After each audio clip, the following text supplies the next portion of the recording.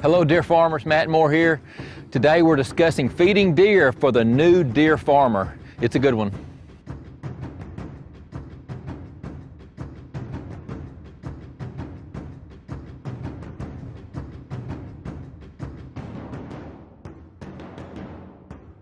I was asked to put this video together for new deer farmers or deer farmers who are thinking about getting into our industry. So if you're an established farm, this information is common knowledge to you. But the first thing I wanted to say, with all these different feed manufacturers that are on the market, don't think for 1 second, new deer farmer, that you have to spend these $600 and $700 per ton prices that you may get quoted to have healthy deer. There's other options available. You'll see several different feed manufacturers that are nationwide, and these feed companies are strong.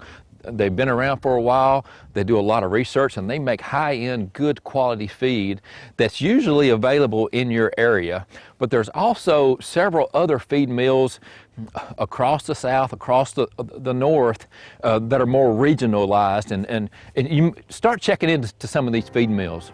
With any feed company, when you start looking at their guaranteed analysis or what the salesman will say or what the sales rep will tell you, they'll start throwing numbers at you like 17.6 or 16.4 or 17.2. These different numbers, what they're referring to is their protein content versus their fat content. And this information or what you need on your farm is different for each region or where you're at.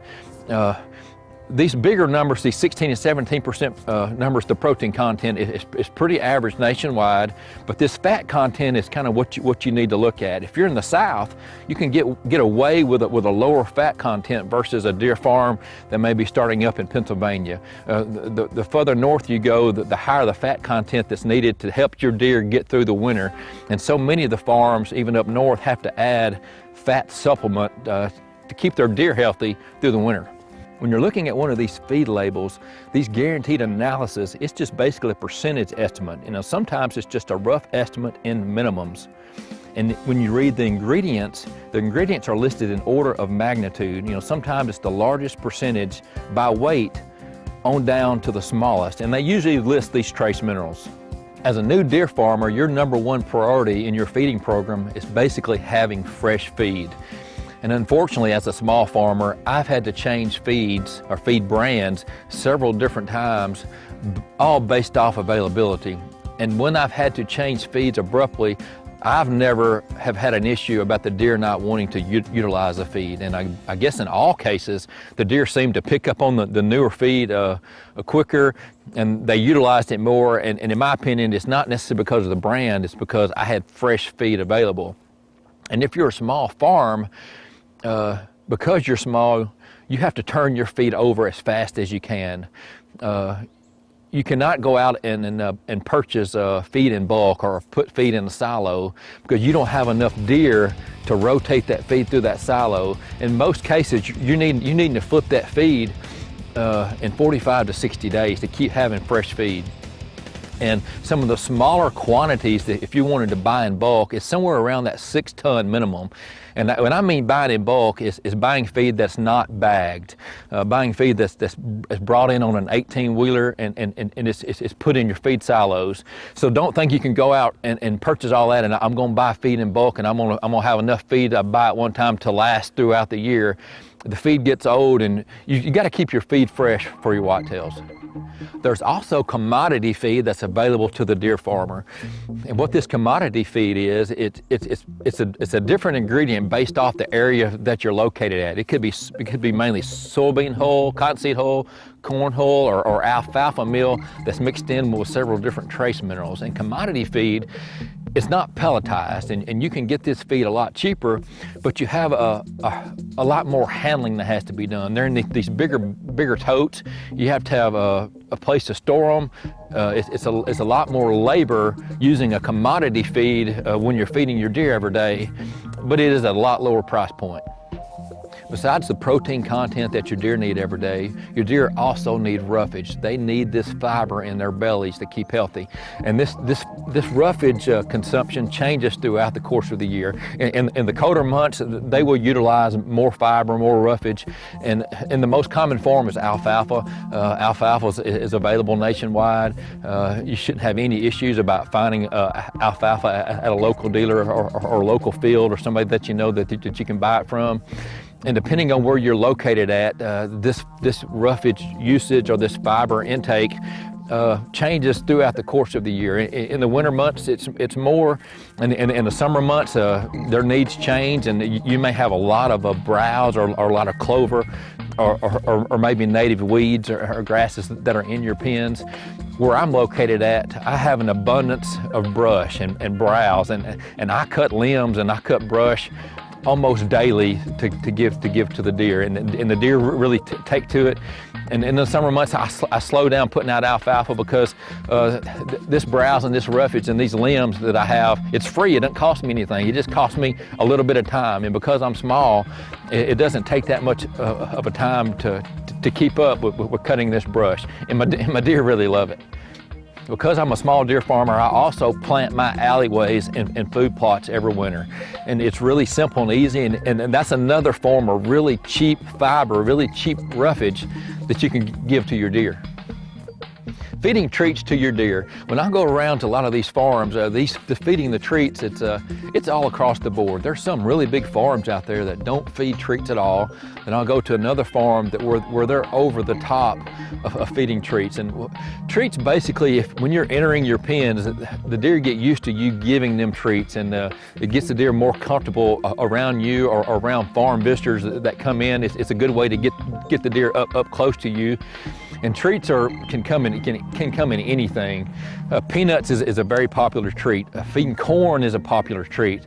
I feed a texture feed every day for a treat. Feeding brush in the pens is a treat and a good source of fiber. There's several apples. I mean, there's so many things that you can use to utilize treats for your deer. Feeding supplements to your deer. Now, these supplements are any extra vitamins and minerals or probiotics or anything that helps the overall herd health of your deer.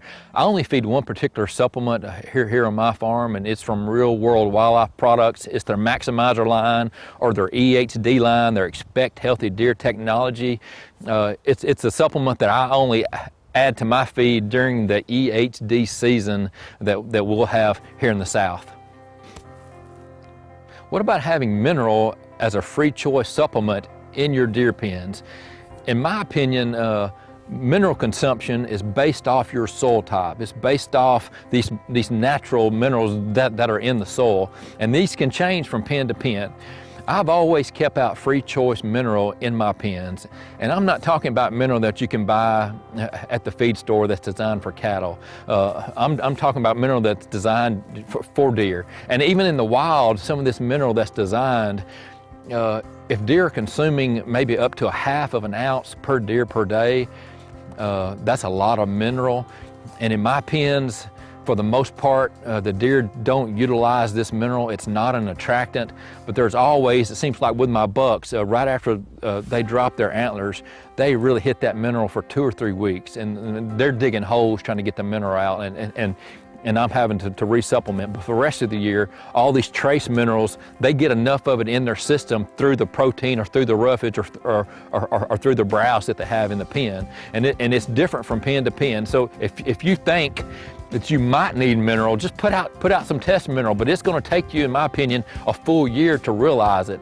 May run some soil tests and for different pens if you're really concerned about the mineral consumption in your deer. If you're a new deer farmer or thinking about getting into deer farming, my number one advice is to have relationships that are close by you, these other farms that are close by you, these other farms that experience the same weather. They may have the same soil type, they have the same conditions that you can benefit off their feeding program. But your feeding program has to be your feeding program. Just because something that may go on in Florida doesn't necessarily mean that's what you have to do if you're in Missouri, or vice versa. What goes on here in Texas, it's not what goes goes on in Pennsylvania. It's totally different. You have to concentrate your feeding program on your needs in your pens, not somebody else's pens, what goes on in your pens. And for sure, you have to have fresh feed. I can't stress the fact having fresh feed. Get to know these feed manufacturers, these feed mills. If you're dealing with a feed dealer, figure out the days that they order. When can fresh feed be available? You don't want to buy feed that's already in the store. And for sure, you need to have fresh water. Don't forget about having fresh water in your feed pens. I know a lot of this information is basic. If you ever have any questions, obviously, talk to other farms. You can send those questions to me. If I don't know the answers, I can find out for you. I hope you like today's video. If you're watching online, please subscribe to our channel. You can always go to deerfarmingtv.com and register your email so you can get email notifications. God bless, and we'll see you.